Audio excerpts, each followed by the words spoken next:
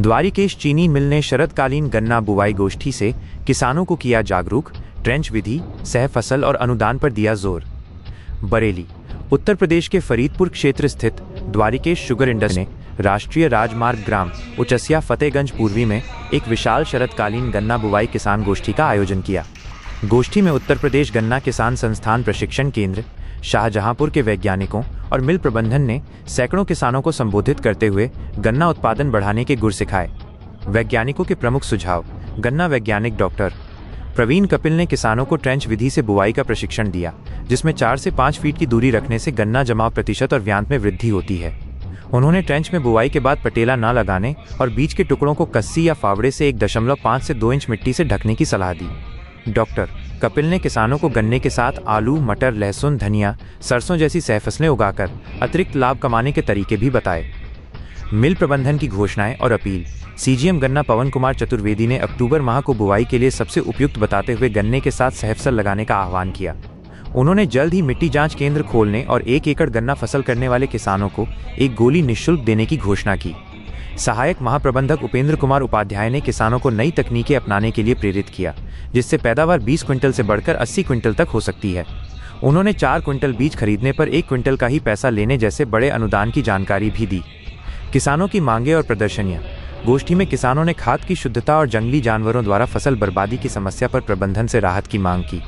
इसके अतिरिक्त कई किसानों ने गन्ना मूल्य बढ़ाने की भी पुरजोर मांग की। मिल की ओर से गन्ना, सरसों और कीटनाशकों की प्रदर्शनी लगाई गई। साथ ही डॉक्टर रवीश कुमार द्वारा एक निःशुल्क चिकित्सा शिविर भी आयोजित किया गया, जिसमें किसानों के रक्तचाप और ब्लड शुगर की जांच की गई। सर, जानना चाहेंगे आज क्या कार्यक्रम आयोजित हुआ है? इस कार्यक्रम में किसानों के लिए क्या गुर बताए गए हैं उनके लाभांश के लिए?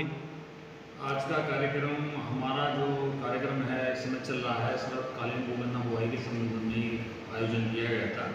तो अभी तक हम लोगों ने पिछले में 3 बड़ी गोष्ठियाँ अलग अलग क्षेत्रों में आयोजित की थी। और अब ये जो गोष्ठी थी मिल गेट में, क्योंकि किसान की संख्या करीब 500-600 थी, इसीलिए एक बड़े स्थल पर चयन करके वहाँ पर कार्यक्रम में किसानों को आमंत्रित किया गया और उनको अपनी शरदकालीन बुवाई, गन्ना बुवाई एवं उसके संबंधी योजनाओं की जानकारी दी गई। तो इसमें किस तरीके की घोषणा भी की गई हैं कि द्वारकेश चीनी मिल में कोई लैब वगैरह का जो है निर्माण किया जाएगा या उसका जो है स्थापना की जा रही है? इसमें बता दूं, इस कार्यक्रम में आज जो हमारे प्रगतिशील किसान हैं जिन्होंने अच्छा पैदावार गन्ने की ली है, उनको भी सम्मानित किया गया। उसके साथ साथ जो चीनी मिल द्वारा विभिन्न प्रकार के किसानों के रूप में कार्यक्रम चलाए जा रहे हैं, उसकी जानकारी उनको दी गई। जैसा कि आपने पूछा कि कोई लैब की बात, तो उसके बारे में बताना चाहूँगा कि किसान लोग जो खाद वगैरह अभी दे रहे हैं तो वो एक बिना जांच के आधार पर दे रहे हैं।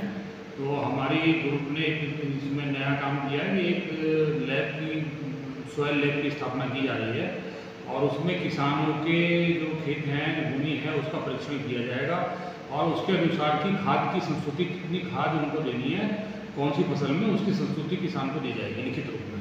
ठीक। किसानों के लिए अनुदान में क्या क्या दिया जा रहा है? किसानों के लिए अनुदान में हम लोग सभी प्रकार के जो खेती में प्रयोग होने वाले यंत्र दे रहे हैं। जैसे कि मैंने बताया कि ट्रैक्टर भी अनुदान पर दिया जा रहा है, पावर टिलर दिया जा रहा है और सीड ड्रिल दिया जा रहा है और गहरी जुताई के लिए यंत्र दिया जा रहा है। हर प्रकार के यंत्र किसान की खेती में प्रयोग होने वाले दिए जा रहे हैं। और यंत्रों के अलावा जो नए बीज हैं, गन्ना शोध से जो नए बीज अभी आए हैं, उनको किसानों के खेत तक बहुत ही रियायती दाम पर पहुँचाया जा रहा है। इसके अलावा लखनऊ की हर बड़ी हलचल, अपराध की सच्ची खबरें, द लखनऊ टाइम्स, सबसे तेज, सबसे सही।